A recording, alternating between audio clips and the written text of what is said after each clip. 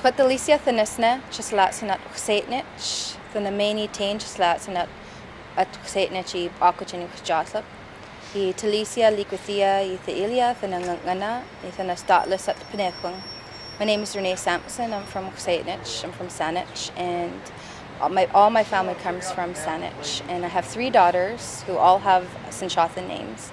Me and my partner Pinechung decided to give them Sinchothan names when they were born because we wanted to instill that Saitnich identity as soon as they were born.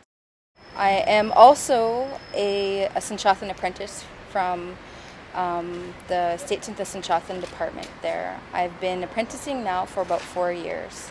I have my degree in elementary education, and I'm working towards a master's in Indigenous language revitalization at the University of Victoria. I wasn't raised with our language. All my grandparents went to residential school.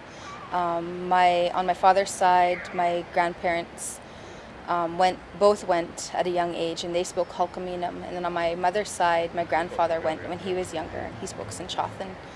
So the language transmission didn't happen for my parents. My parents call themselves a lost generation, where they didn't learn their heritage language. So when I grew up, I went to the public school system. I was really interested in language, though. I was in French, and so I didn't learn any Sinchothan. I heard the few words here and there, like amit, like sit, or just 1 or 2 words here and there. And it wasn't until like I graduated and I went to Camosun College and I started really thinking about my identity. And that's where I was like, okay, who am I? I know I'm Saitnich. I don't speak my language. I felt a big void. I've always felt like I had a void within myself about who I was. And when I started to get deeper into my education, I took a work experience at the Theongok Tribal School. And that is where I shadowed a Sinchothan teacher, a primary teacher. Her name is Kwasinia.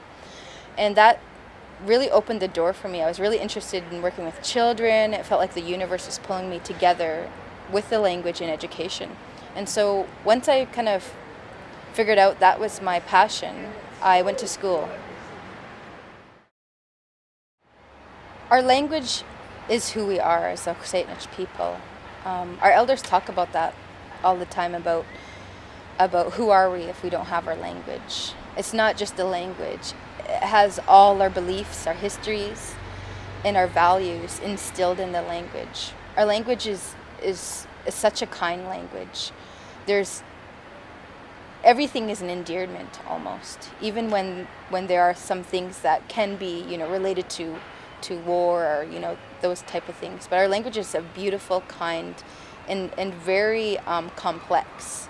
For example, like one of the words called tselitzum, which means you can translate it to linguistically too, as well as it's a pluralization for birds. But when you break down the language, it really means the one who sings from the heart.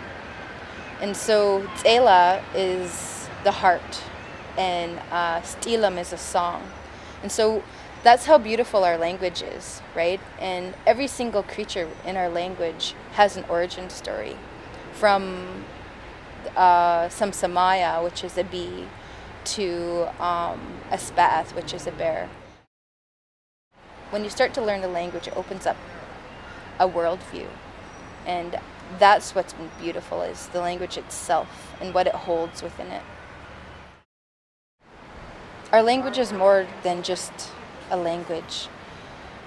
It interweaves our culture, our ancestors, where we come from, our geography, our history, and it roots our children to who they are as a people and their identity.